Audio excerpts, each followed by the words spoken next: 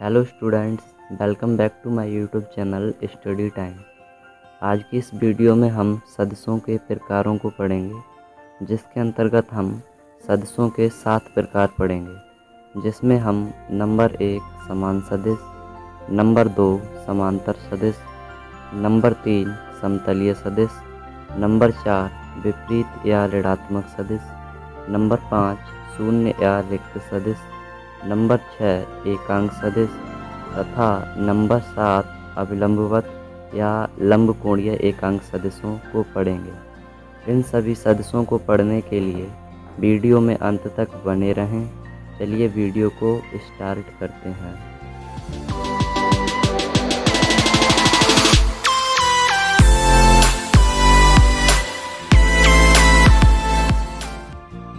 हमारा पहला सदिश है समान सदिश। सबसे पहले समान सदिश की परिभाषा देख लीजिए, उसके बाद इसको एक उदाहरण से समझेंगे। इसकी परिभाषा क्या होती है वो देख लीजिए। वे समांतर सदिश जिनकी लंबाइयाँ अर्थात परिमाण व दिशाएं समान होती हैं समान सदिश कहलाते हैं। समान सदिशों को इंग्लिश में इक्वल वेक्टर्स कहते हैं, अर्थात वे सदिश जो समांतर भी हों व उनके परिमाण अर्थात लंबाइयाँ व दिशाएं भी समान हों समान सदिश कहलाते हैं। उदाहरण के लिए आप स्क्रीन पर देख रहे होंगे 3 सदिश दिए हुए हैं, सदिश ए, सदिश बी व सदिश सी। अब हम इनको एक्सप्लेन करते हैं कि ये तीनों सदिश समान क्यों हैं। तो उसके लिए आप देख रहे होंगे तीनों सदिश एक दूसरे के समांतर हैं, जो कि परिभाषा में पहली कंडीशन दी गई है, सदिश समांतर होने चाहिए। नंबर 2, इनकी लंबाइयाँ भी बराबर हैं। स्क्रीन पर आप देखिए, लंबाइयाँ भी इनकी बराबर हैं व इनकी दिशाएं भी एक तरफ अर्थात राइट साइड में दी हुई हैं। अतः ये तीनों सदिश समान सदिश हैं, अर्थात वे सदिश जो समांतर भी हों तथा उनकी लंबाइयाँ अर्थात परिमाण व दिशाएं भी समान हों समान सदिश कहलाते हैं। चलिए आगे बढ़ते हैं। हमारा दूसरा सदिश है समांतर सदिश। सबसे पहले समांतर सदिश की परिभाषा देखेंगे व उसके बाद इसको एक उदाहरण के सहारे से समझेंगे। तो इसकी परिभाषा देखिए क्या होती है। यदि दो सदिशों की दिशाएं समान होती हैं तथा एक सदिश दूसरे सदिश का अदिश तथा अशून्य गुणक होता है, तब इस प्रकार के सदिश समांतर सदिश कहलाते हैं। समांतर सदिशों को इंग्लिश में पैरेलल वेक्टर्स कहते हैं। अब उदाहरण में देखिए, आपको 2 सदिश दिखाई दे रहे होंगे, सदिश ए व सदिश बी। अब इनको देखिए, ये दोनों सदिश समांतर सदिश हैं। किस प्रकार से समांतर सदिश हैं, तो उसके लिए आप इनकी दिशाएं देखिए, अर्थात इन सदिशों की नोक देखिए, एक तरफ है मतलब दिशाएं समान हैं व ये एक दूसरे के समांतर भी हैं, अतः ये दोनों समांतर सदिश कहलाएंगे। अर्थात वे सदिश जिनकी दिशाएं समान होती हैं तथा एक सदिश दूसरे सदिश का अदिश व अशून्य गुणक होता है, तब इस प्रकार के सदिश समांतर सदिश कहलाते हैं। अब बात करते हैं तीसरे सदिश अर्थात समतलीय सदिश की। समतलीय सदिश क्या होते हैं, इनकी परिभाषा देख लीजिए। वे सदिश जो एक ही तल में उपस्थित होते हैं समतलीय सदिश कहलाते हैं। समतलीय सदिश एक ही तल में उपस्थित होते हैं। समतलीय सदिशों को इंग्लिश में कैप्लेनर वेक्टर्स कहते हैं। उदाहरण के लिए आप स्क्रीन पर देखिए, सदिश P व सदिश Q तथा सदिश R कैप्लेनर वेक्टर्स हैं, अर्थात समतलीय सदिश हैं, क्योंकि ये तीनों सदिश एक ही तल में उपस्थित हैं। अर्थात ऐसे सदिश जो एक ही तल में उपस्थित होते हैं समतलीय सदिश कहलाते हैं। चलिए आगे बढ़ते हैं। अब बात करते हैं चौथे सदिश विपरीत या ऋणात्मक सदिश की। विपरीत या ऋणात्मक सदिश की परिभाषा देख लीजिए पहले। ऐसे समांतर सदिश जिनके परिमाण बराबर होते हैं परंतु दिशाएं विपरीत होती हैं विपरीत सदिश कहलाते हैं। विपरीत सदिशों को इंग्लिश में अपोजिट या नेगेटिव वेक्टर्स कहते हैं।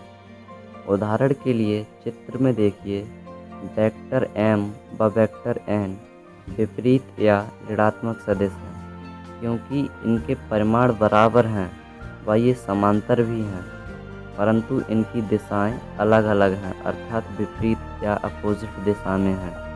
अर्थात ऐसे सदिश जो समांतर भी हों व उनके परिमाण भी बराबर हों, परंतु दिशाएं विपरीत हों, विपरीत या ऋणात्मक सदिश कहलाते हैं। उदाहरण के लिए आप चित्र में देख सकते हैं, व इनको इंग्लिश में अपोजिट या नेगेटिव वेक्टर्स कहते हैं। चलिए आगे बढ़ते हैं। हमारा पांचवा सदिश है शून्य या रिक्त सदिश।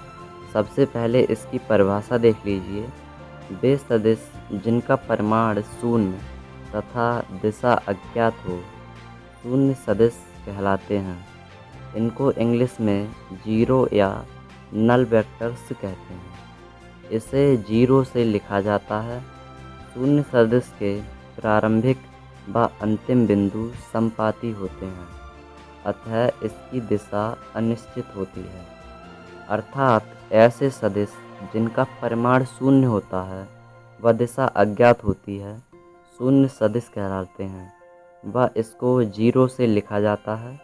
शून्य सदिश का प्रारंभिक पॉइंट व अंतिम पॉइंट एक ही होता है, अर्थात समपाती होता है, जिसके कारण इसकी दिशा अनिश्चित होती है। चलिए आगे बढ़ते हैं। हमारा छठा सदिश है एकांक सदिश। एकांक सदिश क्या होता है? किसी सदिश को उसके परिमाण से विभाजित करने पर एकांक सदिश प्राप्त होता है। एकांक सदिश को इकाई सदिश भी कहा जाता है। एकांक सदिश को इंग्लिश में यूनिट वेक्टर कहते हैं। ये हो गई इसकी परिभाषा। अब इसको किस प्रकार निकालते हैं वो देख लीजिए। माना एक सदिश A है जिसका परिमाण मोड ऑफ A है, तो A की दिशा में एकांक सदिश निम्न सूत्र द्वारा निकलेगा। A cap is equal to A upon mod of A। ये सूत्र है एकांक सदिश निकालने का। अर्थात जब किसी सदिश को उसके परिमाण से डिवाइड किया जाता है तो एकांक सदिश प्राप्त होता है। चलिए आगे बढ़ते हैं।